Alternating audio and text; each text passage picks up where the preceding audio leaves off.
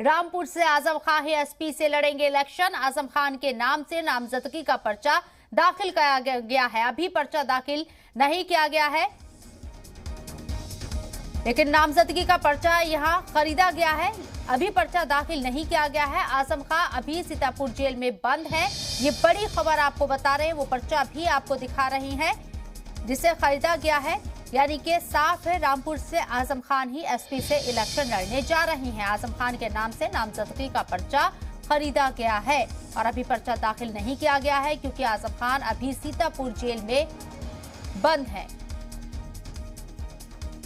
और सैयद आमिर हमारे साथ, हमारे नुमाइंदे फोन लाइन पर मौजूद है, उनका रुख करते हैं। सैयद, ये साफ होता नजर आ रहा है कि रामपुर से आजम खान ही इलेक्शन लड़ने जा रहे हैं एसपी के टिकट पर।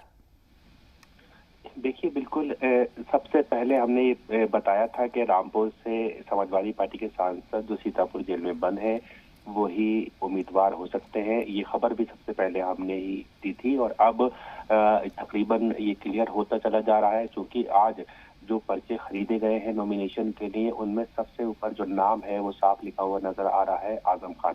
यानी आजम खान समाजवादी पार्टी से विधानसभा के उम्मीदवार जो है हो सकते हैं। हालांकि अभी समाजवादी पार्टी ने इसकी ऑफिशियल घोषणा नहीं की है, लेकिन आज नामांकन पत्र खरीदे जा चुके हैं। नॉमिनेशन 28 तारीख तक हो सकता है। तो नॉमिनेशन जब होगा उन्हीं लोगों का नॉमिनेशन होता है जिनके नाम से ये नॉमिनेशन पेपर खरीदे जाते हैं। तो यहाँ से नॉमिनेशन पेपर खरीदे गए हैं। और दूसरी बात है कि स्वार विधानसभा से उनके बेटे और उनकी पत्नी के नाम से 2 नॉमिनेशन खरीदे गए हैं। यानी उनकी पत्नी और उनके बेटे अब्दुल्ला आजम वो स्वार विधानसभा से चुनाव लड़ सकते हैं और रामपुर की शहर विधानसभा से आजम खान समाजवादी पार्टी के उम्मीदवार हो सकते हैं।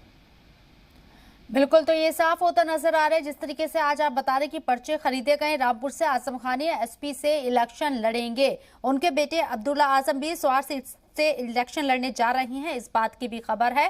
बहरहाल बहुत बहुत शुक्रिया आमिर आपका तमाम जानकारी हम तक पहुंचाने के लिए।